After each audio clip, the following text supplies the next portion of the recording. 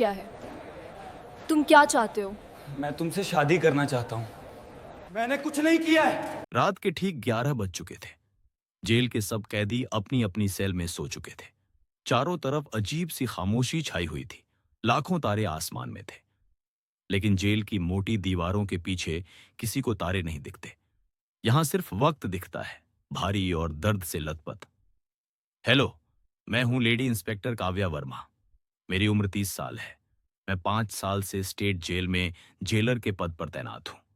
लोग कहते हैं कि मैं सख्त हूं, पर सच तो यह है कि मैं अपनी ड्यूटी पूरी ईमानदारी से करती हूं। मैं हमेशा कोशिश करती हूं कि जेल में अनुशासन बना रहे। उस रात मुझसे एक ऐसी गलती हो गई जिसका खामियाजा पूरे पुलिस प्रशासन को उठाना पड़ा। उस रात मुझे बताया गया कि कैदी नंबर पार्क 640 अमन शुक्ला, जिसे 12 घंटे बाद सजाए मौत होने वाली थी, वो अपनी आखिरी ख्वाहिश बताना चाहता है। अमन शुक्ला एक 22 साल का लड़का है। चेहरा मासूम, आंखों में बुझी हुई आग और होठों पर खामोश दर्द। मैं जितनी बार उससे मिली मुझे लगा वो कुछ छुपा रहा है, कुछ ऐसा जो उसे अंदर से खाए जा रहा है। अमन शुक्ला, बोलो तुम्हारी आखिरी ख्वाहिश क्या है? जेलर मैडम, मेरी आखिरी ख्वाहिश है कि मैं आपसे शादी करना चाहता हूं। मैं अपनी आखिरी रात आपके साथ बिताना चाहता हूं। अमन शुक्ला, क्या तुम पागल हो चुके हो? हाँ हाँ, जेलर मैडम, मैं पागल हो चुका हूं, लेकिन मैं तुमसे शादी क्यों करूं? तुम्हें एक दिन बाद फांसी होने वाली है। अगर आप मुझसे शादी नहीं करना चाहती तो मेरे लिए एक कुंवारी लड़की तलाश कर दो जो मुझसे शादी कर सके। अरे लेकिन इस हालत में कोई भी लड़की तुमसे शादी क्यों करना चाहेगी? जेलर मैडम, आप मंदिर में ऐलान करवा दें, कोई ना कोई लड़की आपको मिल ही जाएगी। एक ऐसा कैदी जिसे सजाए मौत सुनाई जा चुकी थी। जब उससे आखिरी ख्वाहिश पूछी गई तो उसने ऐसी फरमाइश कर दी कि पूरी जेल में सनसनी फैल गई।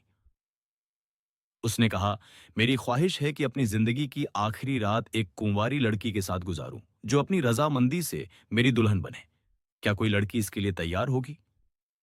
क्या सच में उसकी यह ख्वाहिश पूरी हो सकती थी? लेकिन कोई भी लड़की इससे शादी करने क्यों आएगी? और अगर शादी हो भी गई तो उस रात आखिर होने क्या वाला था? मैं हूं काव्या वर्मा।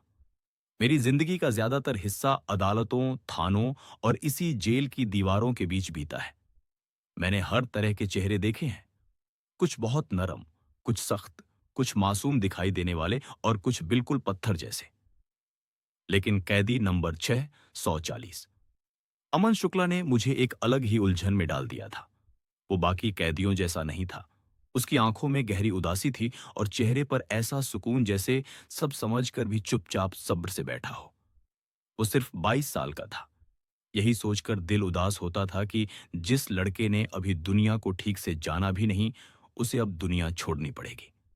वह बहुत कम बोलता था, जैसे उसके पास शब्द हो लेकिन बोलने लायक ना हो, या शायद वह कहने की जरूरत ही नहीं समझता।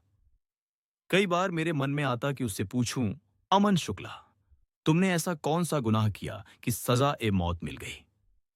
लेकिन उसके चेहरे पर बिखरी हुई मायूसी मेरे होठों को रोक देती। पुलिस की नौकरी ने मुझे सख्त जरूर बनाया है, लेकिन अमन शुक्ला के सामने जाने क्यों दिल थोड़ा नरम पड़ जाता था। मैं यह भी जानती थी कि कैदियों के साथ निजी रिश्ता बनाना मना है। कानून इस बारे में बहुत सख्त दो है। फिर भी अंदर कहीं कोई सवाल बार बार उठता, क्या यह लड़का सच में मुजरिम है या हालात ने इसे यहां ला खड़ा किया? इन्हीं उलझे हुए ख्यालों के बीच मुझे आज एक खास आदेश मिला था। एक ऐसा आदेश जो सिर्फ अमन शुक्ला की आखिरी ख्वाहिश ही नहीं, बल्कि आने वाले दिनों में पूरी जेल को हिला देने वाला था। 2 दिन बाद कैदी नंबर 640 को सजाए मौत दी जानी थी।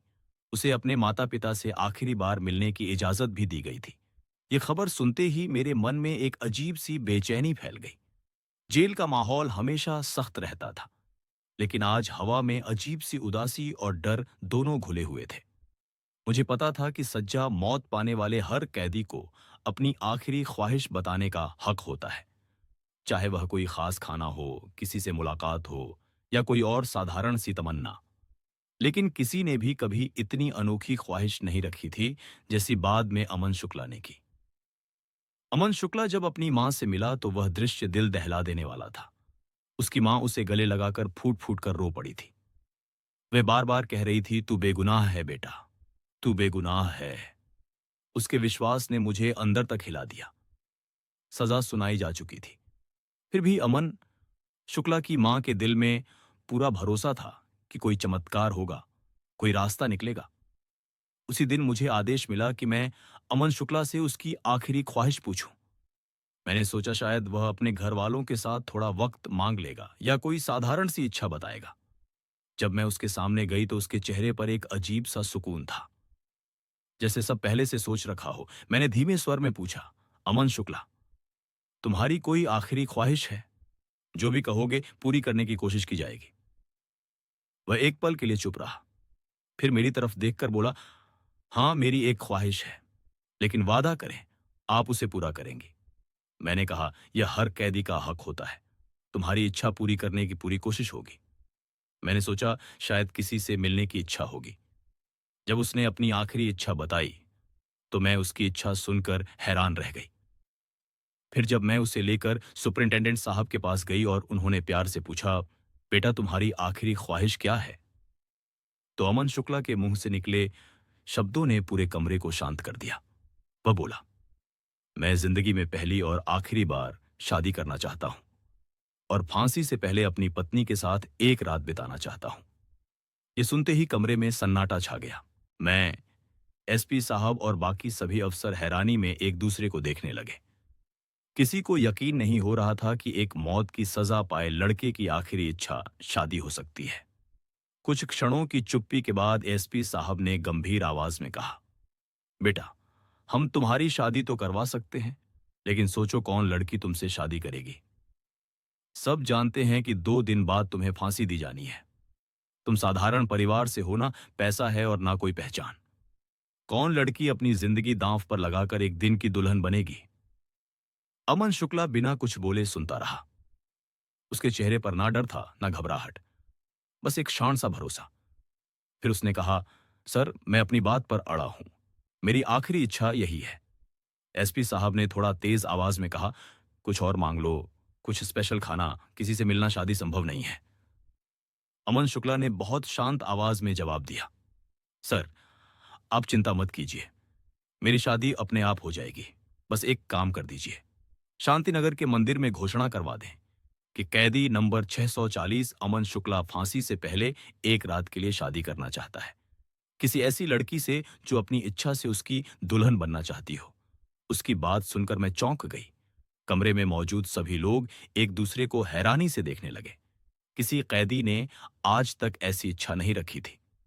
अमन शुक्ला ने उनकी चुप्पी तोड़ते हुए कहा, अगर कोई लड़की तैयार हो जाती है तो उसे आप मत रोकना, वरना मैं कोई और इच्छा नहीं बताऊंगा, चाहे मुझे अभी फांसी दे दी जाए। उसकी आंखों में ऐसा भरोसा था कि कोई उसे साफ साफ इनकार नहीं कर पाया। एसपी साहब ने कहा, ठीक है, घोषणा करवा देते हैं, लेकिन हमें पूरा भरोसा है कि कोई लड़की नहीं आएगी। ऐसी बात पर कौन राजी होगा भला?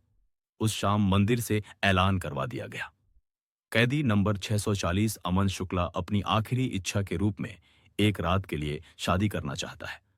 अगर कोई लड़की अपनी इच्छा से कैदी के साथ शादी करने के लिए तैयार हो तो वह जल्द से जल्द जेल प्रशासन से संपर्क करे। ये खबर पूरे शांतिनगर में फैल गई, लेकिन हम सबका मानना था कि कोई भी लड़की ऐसी शर्त पर शादी के लिए आगे नहीं आएगी। अमन शुक्ला बहुत साधारण परिवार से था, न कोई पहचान, न कोई खास स्थिति। हम सबको लगता था कि उसकी यह ख्वाहिश सिर्फ एक मजाक है। कौन लड़की उसे अपने दूल्हा के रूप में अपनाती? लेकिन ऐलान होने के सिर्फ 1 घंटे बाद ही एक सिपाही हांफता हुआ मेरे ऑफिस में पहुंचा। उसने घबरा कर कहा, मैडम, जेल के दरवाजे पर एक लड़की दुल्हन के कपड़ों में खड़ी है और उसके साथ एक पुजारी जी भी हैं। ये सुनते ही मैं और एसपी साहब दोनों हैरान रह गए। हम तुरंत बाहर भागे। जैसे ही हम दरवाजा पर पहुंचे, सामने लगभग 17 से 18 साल की नाजुक सी लड़की खड़ी थी। वह लाल दुल्हन के जोड़े में सजी हुई थी, लेकिन उसके चेहरे पर घबराहट नहीं, एक अलग तरह की शांति और दृढ़ता थी। उसके साथ एक बुजुर्ग पुजारी खड़े थे, हाथ में विवाह का रजिस्टर लिए हुए। एसपी साहब ने कठोर आवाज में पूछा, पुजारी जी, ये क्या मामला है? ये लड़की कौन है? पुजारी जी ने आदर से जवाब दिया, साहब, यह लड़की खुद मेरे पास आई थी। ये कह रही है कि वह अमन शुक्ला से शादी करना चाहती है। मैंने बहुत समझाया कि वह मौत की सजा का कैदी है। तुम अपनी जिंदगी क्यों खराब कर रही हो? लेकिन यह नहीं मानी। कहती है यह उसका अपना फैसला है।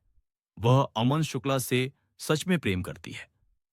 उनकी बात सुनकर मेरे शरीर में बिजली सी दौड़ गई।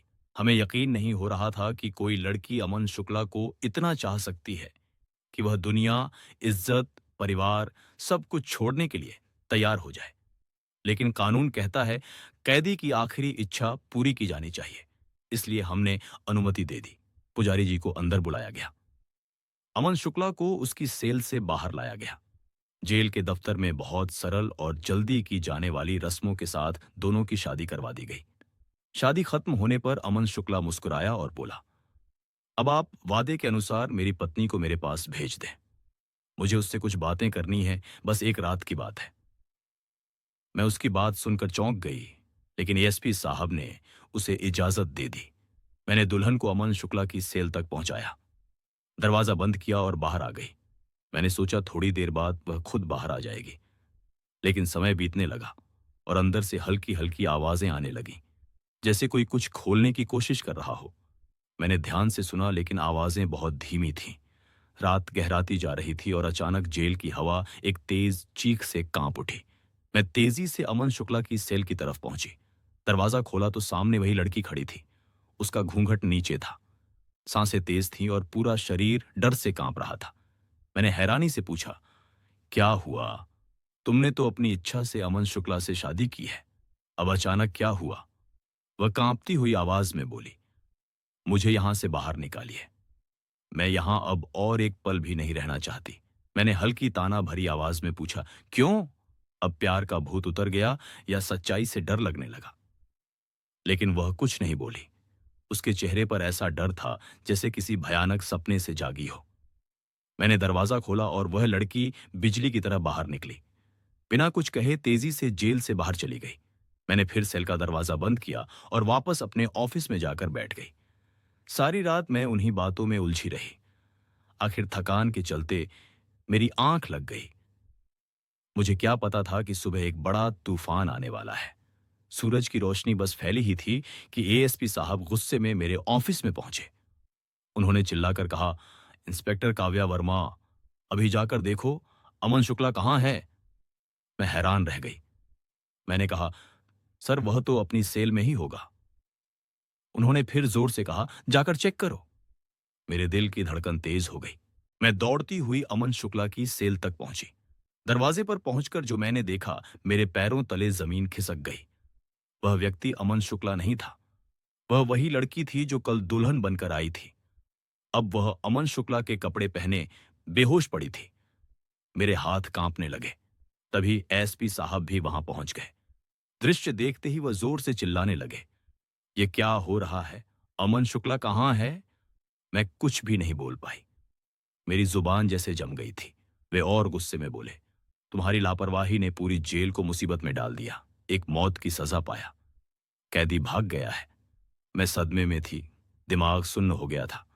हम सब समझ गए थे कि अमन शुक्ला ने एक ऐसी चाल चली थी जिसकी कल्पना किसी ने नहीं की थी। वह लड़की के दुल्हन वाले कपड़े पहनकर भाग गया था और यह लड़की शायद उसी को बचाने के लिए यह सब करने आई थी। कुछ देर बाद लड़की को होश आया। वह बिल्कुल शांत और आत्मविश्वास के साथ बोली, आप लोगों ने अमन शुक्ला के साथ अन्याय किया है। वह मौत की सजा का हकदार नहीं था। मैं गुस्से से बोली, इसका फैसला अदालत कर चुकी है। लड़की बोली, समय सब साबित कर देगा, वह निर्दोष है। एसपी साहब ने कठोर आवाज में आदेश दिया, अमन शुक्ला को तुरंत ढूंढो। अगर वह ना मिला तो परिणाम बहुत खतरनाक होंगे। पूरी जेल में हड़कंप मच गया था। एक मौत का कैदी सबको चकमा देकर गायब हो चुका था। एसपी साहब गुस्से से जल रहे थे और मेरा दिल तेजी से धड़क रहा था। मैं यह सोच भी नहीं पा रही थी कि इतनी बड़ी गलती मुझसे कैसे हो गई। मैंने उस लड़के पर भरोसा किया जो बहुत चालाकी से हमारी आंखों के सामने से निकल गया। अब उससे सच निकलवाना और अमन शुक्ला को ढूंढना बहुत मुश्किल था। वह कई घंटे पहले ही भाग चुका था। मैंने सख्त आवाज में लड़की से कहा, सुनो, अब तुमसे कुछ जरूरी सवाल पूछे जाएंगे। अगर तुमने सच नहीं बताया तो परिणाम अच्छे नहीं होंगे।